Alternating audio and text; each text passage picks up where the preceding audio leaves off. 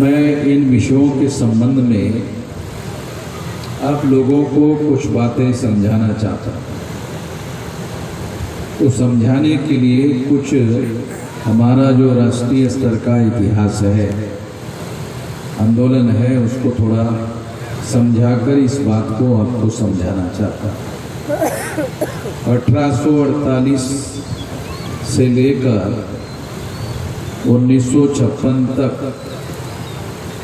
हमारे महापुरुषों के द्वारा 108 साल तक संघर्ष चलाया गया। ये हमारे लोगों को मालूम नहीं है, मालूम होना चाहिए, क्योंकि जो क्रमिक बुक है, किताबें हैं, जो सेंट्रल गवर्नमेंट और स्टेट गवर्नमेंट की किताबें हैं, जो बच्चों को पढ़ाने के लिए लिखी गई है, उन किताबों में हमारे इतिहास और संघर्ष की कोई बात बच्चों को पढ़ाने के लिए लिखी नहीं गई। इसलिए उन लोगों को इसके बारे में कोई जानकारी नहीं है, मगर ये जानकारी बहुत ज़्यादा महत्वपूर्ण है। 1848 से लेकर 1956 तक ये आंदोलन चला, 108 साल तक।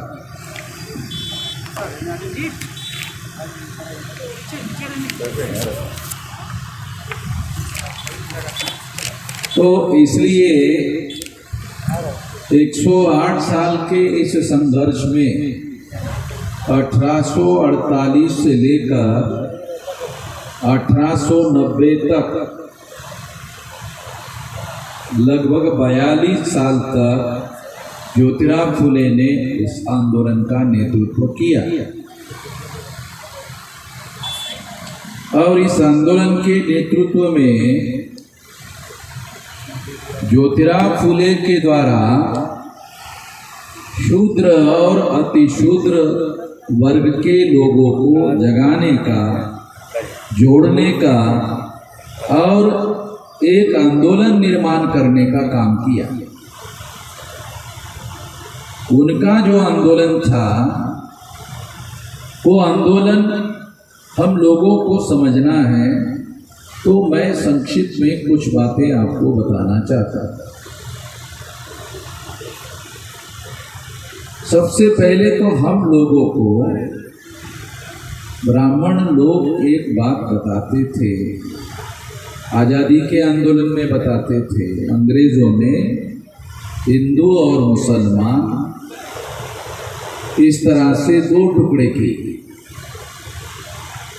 ये अंग्रेज लोग बुरे लोग हैं, अच्छे लोग नहीं हैं। क्यों अच्छे लोग नहीं हैं? क्योंकि उन्होंने हिंदू और मुसलमान ऐसा दो टुकड़े किए। ऐसी बात आज़ादी के आंदोलन में ब्राह्मण लोग हमारे लोगों को बताते थे। जो ब्राह्मण हमारे लोगों को ऐसा बताते थे, उन ब्राह्मणों ने, आप सुनकर हैरान हो जाओगे, 6247 जाति के टुकड़ों में हम लोगों को बांटा, मूल निवासियों को बांटा। जो लोग आज़ादी के आंदोलन में अंग्रेजों को दोष देते थे, कि कहते थे कि अंग्रेज लोग बुरे लोग हैं, क्यों? क्योंकि उन्होंने हिंदू और मुसलमान दो टुकड़ों में हमारे लोगों को बांटा। जो ब्राह्मण अंग्रेजों को टुकड़ों में बांटने के लिए दोष देते थे,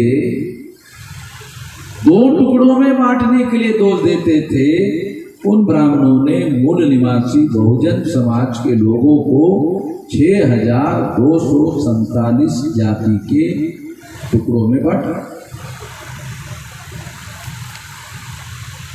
शेड्यूल कास्ट के 1703 जाति के टुकड़े, आदिवासियों के 801 टुकड़े हैं, ओबीसी के 3743 टुकड़े हैं। तीनों को मिला जो 6247 जाति के टुकड़े होते हैं। यदि हिंदू मुसलमान दो टुकड़ों में बांटने से अंग्रेज लोग बुरे होते हैं, वास्तव में टुकड़ों में बांटना अच्छा काम नहीं है।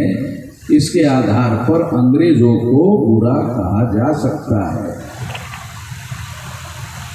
मगर 6247 जाति के टुकड़ों में ब्राह्मणों ने बांटा तो ब्राह्मण भी बुरे लोग हैं। ब्राह्मण भी बुरे लोग हैं। तो कितने गुना बुरे लोग हैं? तो 6247 जाति के टुकड़ों को 2 से भागाकार कर लो तो ब्राह्मण अंग्रेजों से 3000 गुना ज्यादा खतरनाक और ज्यादा बुरे लोग हैं।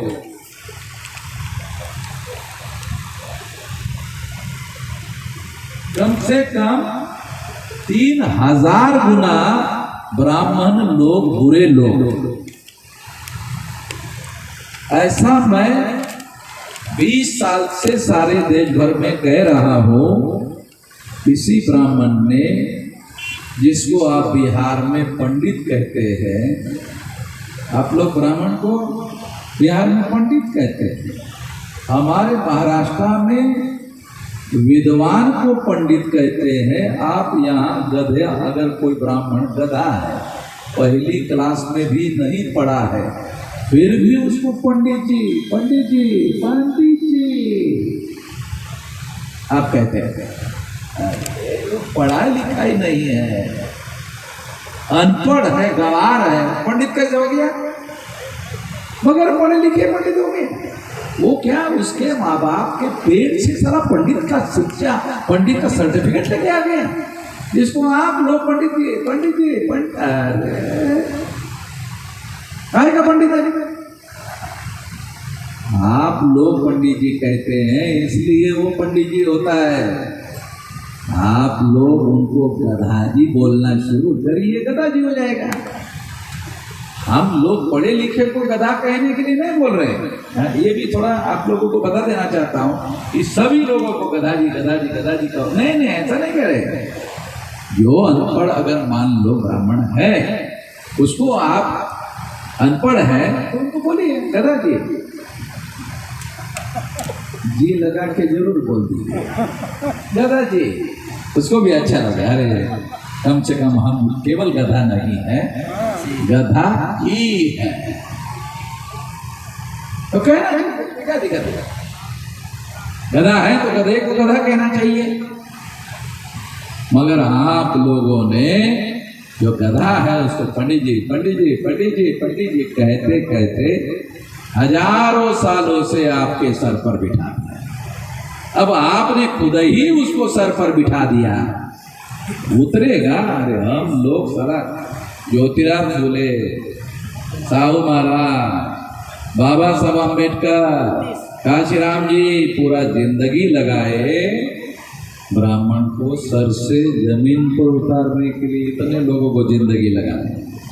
मैं 18 साल 3-4 महीने से काम कर रहा हूँ। अभी मेरी 67 की उम्र, मैं भी सारी मेरी भी जिंदगी पूरी लग गई। इसलिए एक गधा लोगों को जमीन पर उतारने के लिए, अरे पैर दिया हुआ है तो गधा पैर से चल सकता है, उसको सर पर बिठा के रखने की क्या जरूरत है? तो इन ब्राह्मणों ने 6247 जाति के टुकड़ों में हमें SC ST OBC माइनॉरिटी के लोगों को बांटा।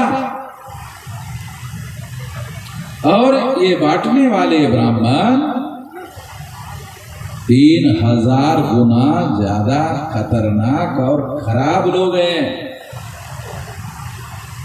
आप लोग सोचते होंगे कि ब्राह्मणों के साथ शायद मेरी कोई झगड़ा फसाद है। नहीं, ब्राह्मणों के साथ मेरा झगड़ा फसाद नहीं है। ब्राह्मणों की जमीन के साथ मेरी जमीन सटी हुई है। और इस वजह से उसका और मेरा डेली झगड़ा होता है।